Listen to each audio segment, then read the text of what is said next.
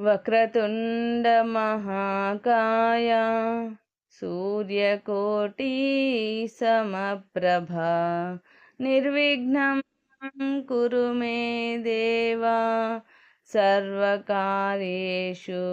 సర్వదా. గురుబ్రహ్మ గురుర్విష్ణు గురుర్దేవో మహేశ్వరః గురు సాక్షాత్ పరబ్రహ్మ తస్మై శ్రీ గురువే నమః.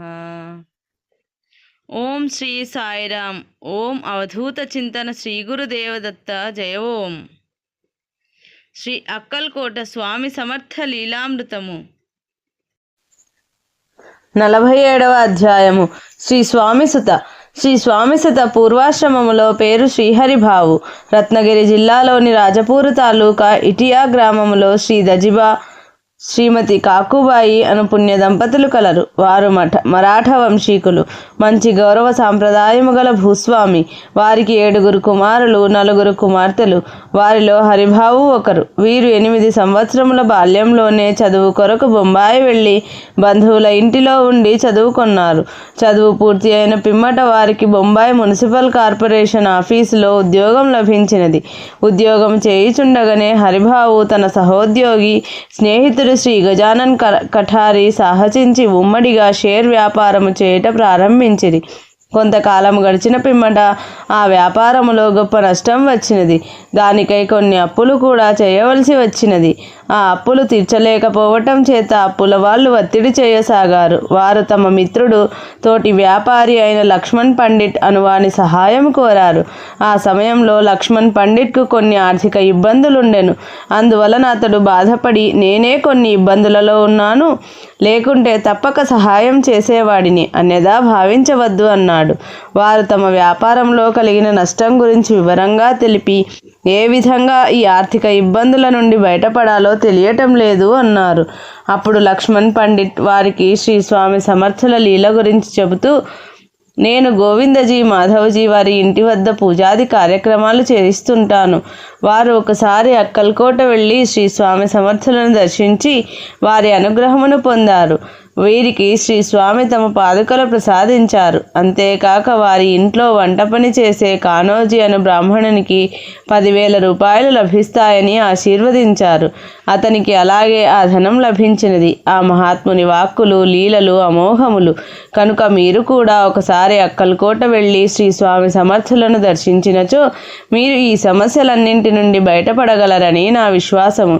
నేను కూడా వెళ్ళి వారిని దర్శించాలని తగిన సమయం కోసం ఎదురు చూస్తున్నాను అని చెప్పాడు. లక్ష్మణ్జీ, మీరు వెళ్ళేటప్పుడు మీ వెంట మమ్మల్ని కూడా తీసుకువెళ్ళండి అని చెప్పి హరిభావు కఠారి సెలవు తీసుకుని వెళ్ళారు. కొన్ని రోజుల తరువాత అదృష్టవశాత్తు లక్ష్మణ్ పండిట్కు షేర్ బజారులో ఒకే పాటలో 2,000 రూపాయలు లాభం దొరికినది.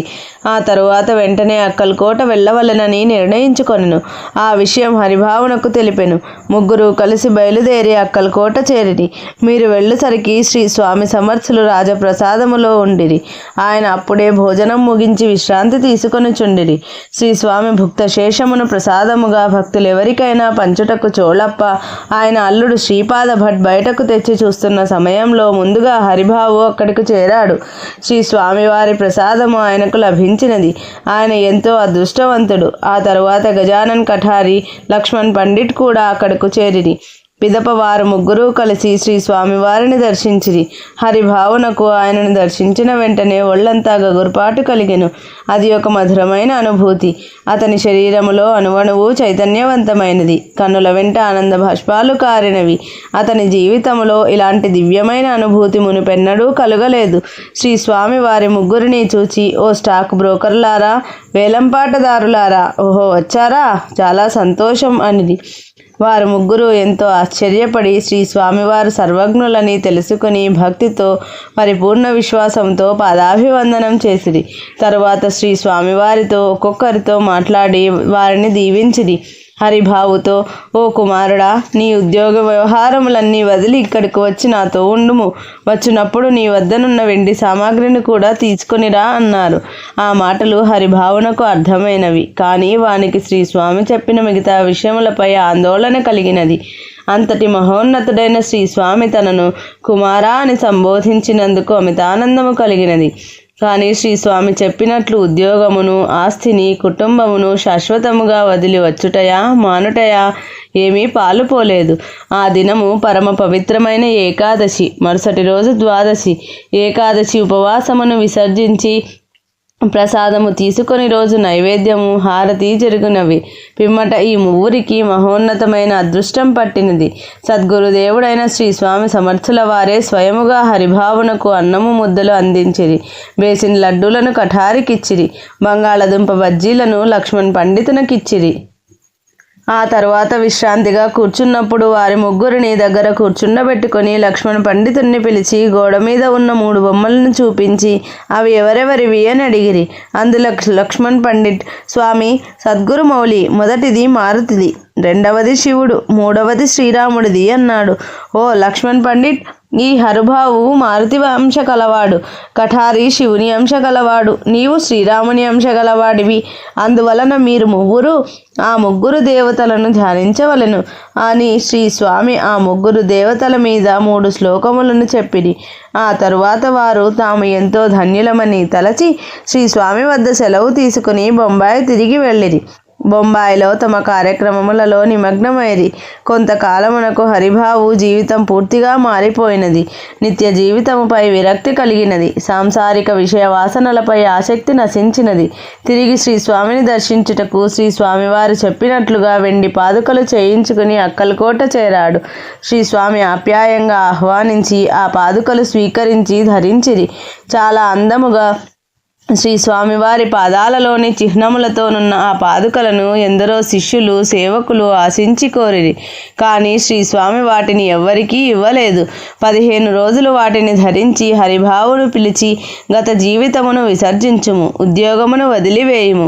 అతి పెద్ద ధ్వజస్తంభముతో బొంబాయిలో సముద్ర తీరమున ఒక ఆశ్రమమును స్థాపించి తగిన భవన నిర్మాణము కావించుము అని అతనిని కౌగిలించుకొని తండ్రి వలె ఒళ్ళంతా నిమిడిరి. తన స్పర్శతో మహిమపరచిన పవిత్ర వెండి పాదుకలను వారికిచ్చిరి. ఈ పాదుకలను మఠంలో ప్రతిష్ఠించుము. ఇవి నా ఆత్మలింగ స్వరూపము. వీనిలో దివ్యమైన ఆత్మశక్తి ప్రతిష్ఠింపబడి ఉన్నది అని చెప్పిరి. ఈ సంఘటన జరుగునాటి ముందు రోజు రాత్రి ఒక విచిత్రమైన సంఘటన జరిగినది. అర్ధరాత్రి అందరూ నిద్రించుచుండగా శ్రీ స్వామి ప్రక్క మీద నుంచి లేచి బయటకు వచ్చి హరిభావు నిద్రించుచున్న చెట్టు దగ్గరకు వచ్చి, నా బాలగోవిందుడు ఇక్కడ నిద్రపోవుచున్నాడు, ఇక్కడ నుంచి లే అనిది. ఆ చెట్టు గడగడా వణికినది. ఆ చెట్టులో నుండి బంతి వలెనున్న ఒక వెలుగు ఆకాశంలోకి ఎగిరిపోయెను. ఆ కలవరమునకు అక్కడ నిద్రించుచున్న హరిభావు లేచి శ్రీ స్వామి పాదములపై పడ్డాడు. తండ్రి కుమారులిద్దరూ చాలాసేపు మాట్లాడుకొనిరి. అంతా శ్రీ స్వామి తన కౌపీనము, అంగీని ఆయనకిచ్చిరి. హరిభావును, రేపు నీవు ఇంటికి వెళ్ళవచ్చు. నేను చెప్పినట్లు నీ కొత్త జీవితమును ప్రారంభించుము. నా పాదుకలు అండగా ఉండి నీకు ఉన్నత జీవితమునకు మార్గదర్శకమగును. అవి నీకు రక్ష ఇచ్చి మహాశక్తిని కలుగజేయును అని దీవించి ఇరువురును విశ్రమించిరి. హరిభావు శ్రీ స్వామి సమర్థులిచ్చిన పాదుకలు స్వీకరించి తన వద్దనున్న 80 తులాల బంగారమును అమ్మి బ్రాహ్మణులకు, ఇతరులకు దాన ధర్మములు చేసి కాషాయ వస్త్రములు ధరించి ఆశ్రమ స్వీకారము చేసెను. అతనిని భక్తులందరూ శ్రీ స్వామి సుత అని పిలువసాగిరి. ఆ పాదుకలు తీసుకొని బొంబాయి చేరాడు. శ్రీ స్వామి ఆదేశానుసారము తన భార్య మెడలోని మంగళసూత్రములతో సహా యావదాస్తిని అమ్మివేసి దాన ధర్మములు చేశాడు. తంబురా ధరించి శ్రీ స్వామివారిపై భక్తితో తాను స్వయంగా రాసిన సంకీర్తనలు గానం చేయుచు మధురమైన తన్మయత్వంలో మునిగిపోతుండేవాడు. తన భార్య తారాబాయికి శ్వేత వస్త్రములిచ్చి ఆమెను కూడా తనకు అనుకూలముగా మెలగవలసిందని కోరాడు. కానీ ఆమె ఇంకా 20 సంవత్సరములైన నిన్నటి యువతి కనుక భర్తలోని ఈ హఠాత్ పరిణామానికి తట్టుకొనలేకపోయింది. హరిబాబు వయస్సు అప్పటికి కేవలం 25 సంవత్సరాలు. కానీ గత్యంతరం లేక తారాబాయి కూడా నెమ్మదిగా భర్త మార్గంలోనికి వచ్చి ఒక భక్తురాలిగా మారినది.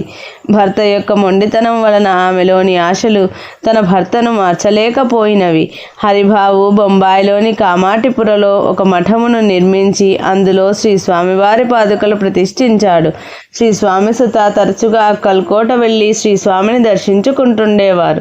శ్రీ స్వామి వీరిని మురళీధరుని మందిరంలో ఉండమనేవారు. అక్కడ శ్రీ స్వామి సుత ధ్యానం చేసుకుంటూ సమాధి స్థితిని పొందేవారు. ద్వారకానాథ్ అప్పాజీ అనే వకీలు సంతానము కొరకై శ్రీ స్వామి దర్శనానికి వెళ్ళి నిద్రిస్తున్న స్వామికి హారతినివ్వగా శ్రీ స్వామి సమర్థులు అతనితో, మురళీధరుని మందిరములోనున్న హనుమంతుణ్ణి పూజించకుండా నా దగ్గరకు వచ్చావే అని తరిమేశారు.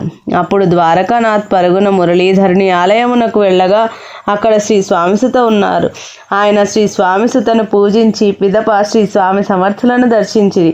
ఆ వకీలు అటుపైన ఎప్పుడూ అక్కల్కోట వచ్చిన ముందు మురళీధరుని మందిరంలో ఉన్న శ్రీ స్వామిసుతను సేవించిన తరువాతనే శ్రీ స్వామి సమర్థులను సేవించేవాడు.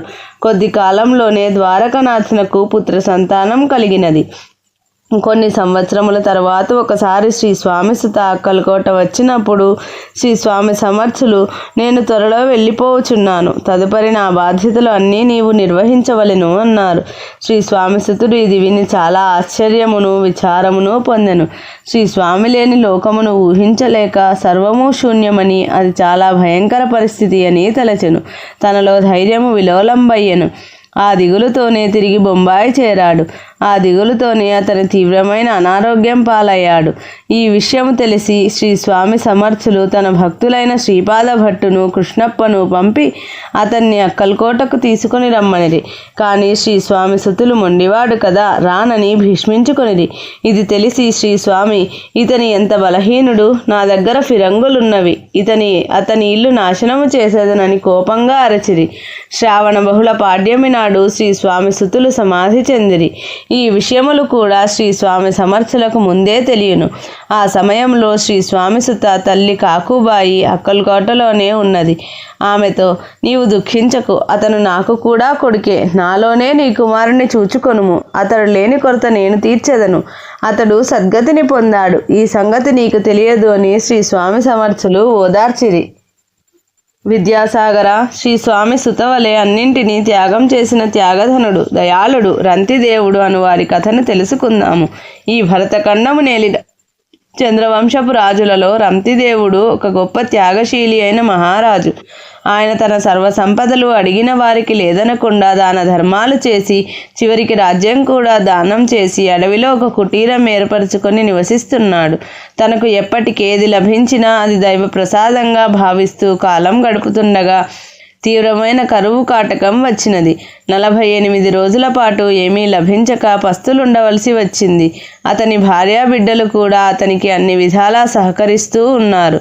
49వ రోజున ఆయనకు అయాచితంగా పాయసం, నెయ్యి, నీరు లభించినవి.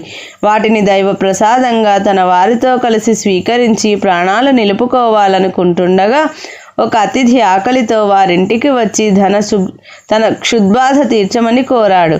అప్పుడు ఆయన ఆ పాయసంలో సగం ఆ అతిథికి ఆహారంగా ఇచ్చి సాక్షాత్తు శ్రీమన్నారాయణుడే ఆ రూపంలో వచ్చాడని భావించి ఎంతో సంతోషించాడు. మిగిలిన పాయసం భుజించబోయే లోపల ఒక శూద్రుడు వారింటికొచ్చి తన ఆకలి బాధను తీర్చి తన ప్రాణాలు కాపాడమని ప్రాధేయపడ్డాడు. ఆ మిగిలిన ఆహారంలో సగం వానికిచ్చి అతనిని సంతృప్తిపరిచాడు రంతిదేవుడు. ఇంకా కొద్ది ఆహారం మాత్రమే మిగిలినది. దానినైనా తిని తన కుటుంబము ప్రాణాలు నిలుపుకుందామని సమాయత్తమగుచుండగా ఒకడు కొన్ని కుక్కలను వెంట పెట్టుకొని వచ్చి, మాకు ఆకలి బాగా వేస్తున్నది, మా ఆకలి తీర్చమని కోరగా రంతిదేవుడు తన వద్ద గల పాయసం వారికిచ్చి వారు కూడా శ్రీహరి స్వరూపులుగా భావించి మిగిలిన మంచినీరు త్రాగి ప్రాణాలు నిలుపుకుందామనుకుంటుండగా ఒక చండాలుడు వారి వద్దకొచ్చి, అయ్యా, ఆకలితో దాహంతో నాకు ప్రాణం పోయేట్లుంది, నన్ను ఎలాగైనా రక్షించండి అన్నాడు. అప్పుడు రంతిదేవుడు ఎంతో జాలి పొంది తన వద్ద తినుటకేమీ లేదని, కేవలం నీరు మాత్రమే కలదని వాటిని అతని చేత త్రాగించి ఆనంద పారవశ్యంలో మునిగాడు. ఇంతలో బ్రహ్మాది దేవతలు అతని ఎదుట ప్రత్యక్షమయ్యారు. రంతిదేవుడు వారికి ప్రణమిల్లి వారిని అనేక విధాలుగా స్తుతించాడు. ఎంతటి కష్టకాలంలో కూడా తనకు స్వార్థం మోహం కలుగనీయక తన భక్తిని నిశ్చలంగా ఉండేట్లు చేసిన ఆ బ్రహ్మాది దేవతలకు కృతజ్ఞతలు తెలుపుకున్నాడు. అప్పుడు బ్రహ్మాది దేవతలు, రంతిదేవ, నీ మనోధైర్యాన్ని స్వార్థ త్యాగాన్ని పరీక్షించుటకై మేము కల్పించిన మాయను కూడా నీవు అధిగమించావు. నీకు నిన్ను అనుసరించిన వారికి పరమపదాన్ని ప్రసాదిస్తున్నాము అని ఆశీర్వదించి అదృశ్యమయ్యారు. విద్యాసాగర, రంతిదేవునిలాగా శ్రీ స్వామిసుత కూడా అంతటి త్యాగమును చేసి సర్వస్వమును దానం చేశారు. అతను కూడా పరమపదమును పొందారు. శ్రీ స్వామిసుత నిర్మించిన మఠమును అతని తరువాత వారి సోదరుడు ఆ కార్యాన్ని నిర్వర్తించారు. ఆయనను శ్రీ స్వామి పీఠాధిపతిగా అభిషేకించారు. ఈ కథ తెలుపుతాను విను అని శ్రీ నిత్యానంద యోగి తరువాత కథను తెలుపసాగినారు. ఇది విద్యాసాగర శ్రీ నిత్యానంద యోగి సంవాద రూపమున శ్రీ దత్తాత్రేయ సంప్రదాయ శిష్య పరంపరలోని శ్రీ శ్రీ శ్రీ స్వామి విఠలానంద సరస్వతి మహారాజ్ విరచిత శ్రీ అక్కల్కోట స్వామి సమర్థ లీలామృతము 47వ అధ్యాయము సంపూర్ణం.